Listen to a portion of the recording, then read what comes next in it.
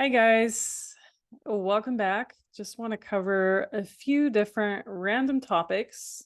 And one of those is going to be Pandora's box, how it ties into where we are now, possibly, and just a few other things. So this is just random insight. I'm going to read from my notes right here.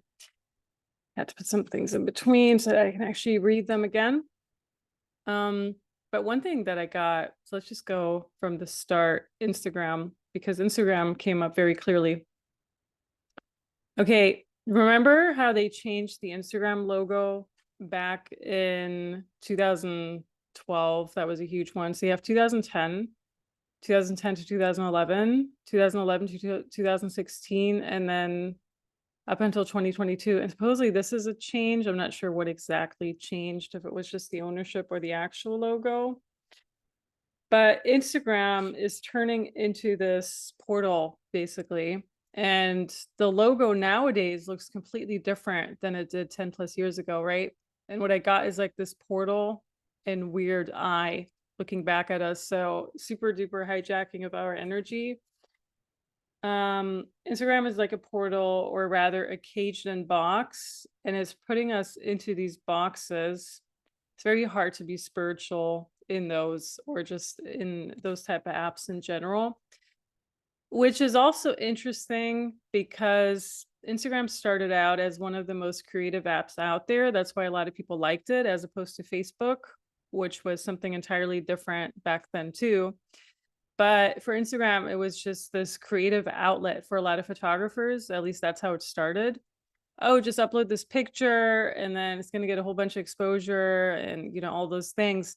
But nowadays, it's just turned into something so entirely different that a lot of people are actually complaining about it. It used to be just this picture app where you post one picture, then they change it until, oh, now you can actually post like 2, 3, 4, 5, 7 pictures. And then the reels came along, the videos, and that almost ruined it for everyone, because now everyone's under so much pressure to either comply to the algorithms, because if you don't post a reel, then it's very hard to be discovered unless you have a certain type of following, all of those things. And so Instagram is this portal, this energy sucking portal, for lack of a better analogy. I feel all apps are. Everything that's AI created at least is, of course, as long as it was bought up by Meta, absolutely. Even Telegram, like all these apps, they're all compromised at this point. I think the only app that is somehow still encrypted to a degree that you can trust would be Signal, but no one uses Signal at all. I mean, people use it for a little while, but no one uses it at all anymore. And with the entire Telegram creator, or the person they say who created Telegram, which I don't believe that's the person at all, by the way, like some dark Illuminati forces created Telegram too. So whoever, that entire story of him getting arrested and all those things, it's just another controlled opposition, in my opinion, or just to kind of rile people up against each other. I don't trust any of it. At this point, anything that's in the news that people are getting upset about, no matter what political party they're a part of or which side of the story they stand on, I'm just assuming it's controlled opposition until someone really, really proves me wrong, which at this point, no one is really able to, because they just believe one side or the other side. They don't actually do really proper digging. And anything that's AI created, of course, it has some advantages like connection and community, and people are able to just share their expression. But look at where we are now. People are so addicted to their social media, to their Facebook, to their Instagram, to their all these apps that they have, that they can barely even function without their phones in their hands. And look at what all these generations of children that have yet to come, what they're going to be going through too. So no, I do think a lot of things were ruined for sure. But Instagram, it's this portal. It even has this creepy eye on it. And that's not how the original logo looks like at all. I do feel that the original logo was really more there for creative expression, but also to upload all that creativity somewhere into this cloud storage system that they have. And now they're able to just use a lot of what people uploaded over the past 10, 15 years and create AI out of it without people's consent. And you did consent to it to a certain degree when you know, every time they were like, oh, disclosure agreements, you have to sign this, otherwise you're not able to use the app anymore. So you did consent to it to a certain degree. You just didn't bother to read through all the fine print. Who has the time for that, right? And back then, I remember back in 2015 or 2016, people were really upset when they were posting about, I do not consent for Facebook to steal all my info, all my data, all my images. Well, here we are. Now we have so much AI that's just been uploaded randomly. You know, they're creating all these AI images, AI people, AI reels. They don't even need real people's data anymore because people have just been uploading pictures, their own photos, their children's photos, every single thing onto all these apps, not just Instagram, but also Facebook. Like every single app out there, I mean, certain generations have uploaded like 100 plus pictures of just one birthday party or event, like family event, right? Like that's just what people used to do 10, 15 years ago because they didn't know that all of this info is going to be used against them at one point. But anyhow, everything's been uploaded. And then Meta took over Instagram. Was it in 2009? Was that the huge announcement in 2019? I'm not sure. Like Facebook for sure bought up Instagram in 2012 already, and people started to get a little bit upset. I have to look at the exact dates again. So 2012, Facebook acquires it, but it wasn't Meta yet. And then in 2014, the Meta platforms, formerly known as Facebook, when was the Meta switch? I have to look that up too. They acquired WhatsApp in 2014. So now you had WhatsApp, all the data mining that was going into that. Let's just look up Facebook to Meta change. That was in, oh, it was in 2021. So it was quite recent, right? That was after everyone was locked down and couldn't think anymore. And everyone was riled up against each other anyhow. Very interesting how that happens. Just something to point out because it came into my awareness again when I was just looking at this stupid logo. And I use Instagram still quite frequently, at least for this account that I have, not my personal account anymore. But the energy has just been feeling so off on all platforms. You know, no matter which platform you obviously you want to get the word out there. Obviously, you want to create some sort of content. You want to connect with people. I get all of that. But the energy has just been feeling so very off. And with Instagram specifically, people are noticing if they don't follow certain rules, their content is never being pushed. It's never even showing up, even though you have thousands of followers on there. How strange, right? If you don't use ads, if you don't do this, if you don't do whatever.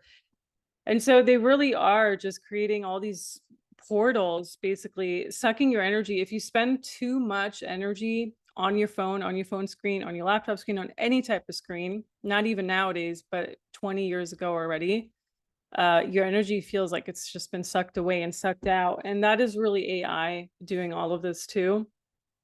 But I do feel there's other things coming through the portals. And so that's the main one I want to talk about. So that's Instagram and the different definitions of it, the different variations of it. Not so creative at all anymore. I had a friend, it's just completely random, so I'm going to throw just these random insights together. But this friend went to Peru and what is called the poor man's Galapagos. Forgot what it's called in Peru. I'm sure you could look it up. They did this entire tour. They even had wildlife. I don't know if they had penguins or other type of wildlife. She posted a few pictures of it. And she posted a picture of this, ironically, on her Instagram while I was just talking about Instagram. She posted it on there and she was saying, the legend says this is the face of Christ. So I was like, oh, funny. You know how they always have all these different variations of, oh, Jesus was here. Like Jesus, the Mormons believe Jesus founded North America, or Jesus was kind of in North America and founded the Mormon religion, or the Mormon religion originates from Jesus having somehow made it to North America or to what is now known as the US and parts of Canada and all of that. So what I got on that is it's not Christ, or like, this is weird because some people say Christ, some people say Jesus, some people say Yeshua. Yeshua is the actual person that was alive. Christ, Jesus, I feel people mean the same thing. At least that's what I'm assuming. I'm not coming from a religious perspective at all, by the way. So if you still believe this, that is not correct, because I do know I have a few Christians following this channel too. But what I got on it is, no, it's just a random entity or a different god that was there, and where they're creating all these monuments according to it. So this one specifically in Peru, in the poor man's Galapagos, whatever name that is, you can look that up. That was not him, for sure not. And him also always being pushed in Asia or in Australia and all those other very far areas, absolutely not. We did go through that connection with Yeshua and Avalon and possibly France and, you know, all those other places. That makes more sense, obviously, because he was in the Middle East. So yeah, he could have just rode around and gone there, like a lot of the apostles went there too, as is known, at least according to legend. And I do think a lot of them made it to certain areas, but not South America, not the Americas, at least not in the same lifetime. Let's put it that way. If they were reincarnated in other lifetimes, then that's a different variation of it, but it's not the actual Yeshua, the actual person that was alive. So this one specifically in Peru, in this national park or whatever it is that they're showing tourists, no, that's not the face of Christ. It's the face of a different entity or a different god. They're just kind of worshiping it through those petrified stones, petrified rocks, let's put it that way. So I found that interesting to share, because it came into my awareness just because my friend was there and she posted that, and I was like, oh, funny. I wonder what's really behind all of that. Another interesting one, I was going through some really old school music, and No Doubt had this song Don't Speak. I think it's from 1999 or the 2000s. It's from a while ago. And I was like, you know, I used to like a few of their songs when I was a teenager. Also random other songs. So I had this entire playlist of songs that I was just playing one of these evenings. Is a lot of old school songs, like a lot of songs from the 80s, from the 90s, like even 70s and from the 60s. And when I played the songs from the 60s, I noticed the music wasn't as infiltrated yet as it was in the 80s, 90s. And you can't even talk about the music nowadays at all anymore, because what people are listening to nowadays is just flat out awful and horrible, energetically speaking. Not just like, oh, it's awful to listen to. That's another factor. I cannot listen to that music at all. But it's literally awful for your energy, what they're putting out. So I would say from 2010 and on, for sure. But the last few years, just, yeah, really bad. I feel it's just poking holes in your energy too. So No Doubt had this song that I had almost forgotten about. And because I had this playlist on YouTube, I was like, oh, let's just look at the video that they brought out, because back then I didn't look at any of these music videos. You just had your CDs, or what did you have back then? I actually did grow up with CDs a little bit, and then they switched it over from a CD to a little, was it an iPod? I never had an iPod, so I missed that entire thing. From a CD to something, from like a Discman to something else. Well, you get the point. They switched it over. Oh, I think to a USB stick. So the song, when you actually go to it, which I'll link in the description, I'll link the actual music video in the description. The song, what they're talking about is irrelevant. It's just one of those things where that she was best friends with one of her guy friends, and then they're not talking to anyone, and all of those things. But what they're showing in the beginning of the song is this person who, you know, it's supposed to be a man. He already has makeup on. So we're talking about the feminine energy being hijacked in one of my latest videos. That's been going on for 20, 25, possibly 30, 40, 50 years, because I'm pretty sure the trans agenda has been pushed since the 70s and on, if not even earlier than that. But basically, that didn't even bother me that much. Okay, so okay, he has makeup on, whatever, it's a music video. They were punks back then too. They wore makeup and black lipstick, black nail polish, all of that. But this person is supposed to be in paradise, and he's a man, not a woman, and he's doing the apple, which Adam and Eve is supposed to be a female, a feminine energy, a woman. Why is this man depicting Eve, first of all, right? The entire inversion of everything. But he's trying to bite into this apple, and this apple has what? Maggots. You just got to let this sink in for people who actually have been following all the matrix symbology that I've been talking about in the past 2+ years or so. Maggots, you know, whenever I really do strongly feel whenever they have maggots, it's just another AI symbol for everything just got infested with this huge computer bug. And that's why we're just being looped over from one timeline to another, to another, to another. And it might sound out there for some people who haven't been following my stuff for long, but that's basically one definition. I also feel maggots, it's just another symbol they use for AI everywhere, you know, like, because I mean, it's similar to the cockroach. It's like, it's a little bit useless. It's disgusting. People don't want to have that in their food. And so everything that's in our food right now in our environment, it's all just infiltrated. So everything's infiltrated. There's nothing pure. There's nothing beautiful. AI has taken over the computer game, the Matrix game, which Matrix is womb, by the way. I'm not sure if I mentioned that in the past one. I want to talk more about the Matrix because the Matrix has been coming up so much, you know, like I can't even listen to anything that's out there on it anymore.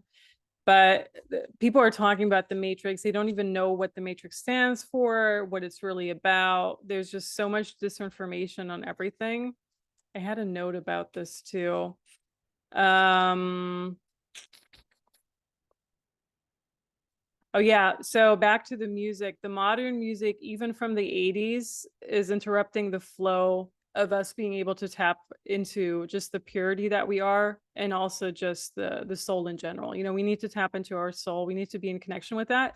So even the music from the 80s programs us. In addition to TV, TV came around in the late 1800s, right? Or early 1900s. I don't even know when it came around for the mainstream person. The mainstream person was probably able to afford a TV right after World War II, is what I'm assuming. Maybe someone can comment below, because I know there are a lot of smart people following this channel who have a lot of background knowledge on this. And so the TV was one of the worst inventions ever, which the actual person who invented the TV even said, right? Or someone who was part of inventing the TV and the program, didn't they say they would never put their family in front of a TV just because of the programming that it does? And that's why all the programs are called, you know, exactly that. They're programming you. So, and you know, the British still call it program with 2M, even the M and the E. And I mean, Americans call it we have other words too. So the program doesn't show up as frequently, but if you really go to the British language, which is more of the original English language, or Irish language is probably more of the original language. If you go to those, they actually still use the words that have the most spell and witchcraft in it. And the programming really shows, and also the way they spell it shows. So even the music from the 1980s is somehow interrupting our energy and really being disruptive to it, and the flow of us being able to tap into, you know, things like more the organic things around it, like organic nature, organic life in general, which I found very interesting because I always thought the 80s, 90s, well, 2000s were already way too much techno and gabba and just the entire hip hop. And nothing against hip hop, I used to listen to all of that too, but it's somehow switched from what it used to be, you know, the bebop and the soul and the R&B. It has somehow switched into this really, really dark agenda that we have now. And that was most likely in the 90s and 2000, whenever Tupac was around, and all of the like Biggie, sorry, Big D, Biggie. Let's not throw the computer on the ground. So all those, I know some people are fans of those, and I used to be more of a Tupac fan, but yeah, whenever that came around, that was already heavily programmed. But I always thought the music from the 1980s was still a little bit more pure than what we had in the 90s and 2000s. Supposedly not. And I do find the music that I listened to from the 60s was way better than what we had 70s and on. So that was interesting because they must have already started putting frequencies into the music. And this is what, 30, 40 years ago at this point, which people back then, that would be the baby boomers and Generation X who really grew up with that, right? Which people back then, they were being infiltrated by that. They were being super duper programmed by that. And of course, now whoever listens to music nowadays is being even more programmed, but it already affected everyone back then.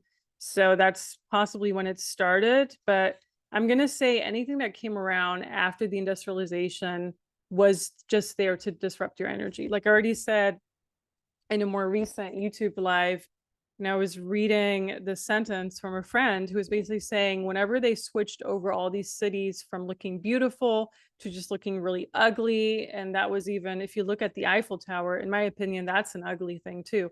Whenever they switched over to those really artificial metal-like structures that have no soul, that's when they started getting to our culture in general as humans or as people who are living here, and started to getting to our soul as well. And that's just, and I think that's when we started losing, or when they wanted us to lose connection to who we truly are.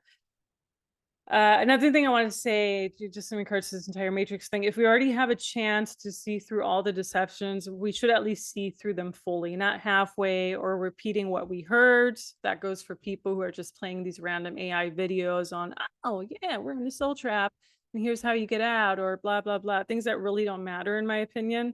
And they don't matter because the person's not sharing their insight. They're just regurgitating what they see online. They don't have any insight really to share. So we're just repeating, we're just copy paste. AI likes to copy and paste. AI likes to repeat what they hear from others. They never have their own creativity. They never have whatever. And that's what it reminds me of when I see that.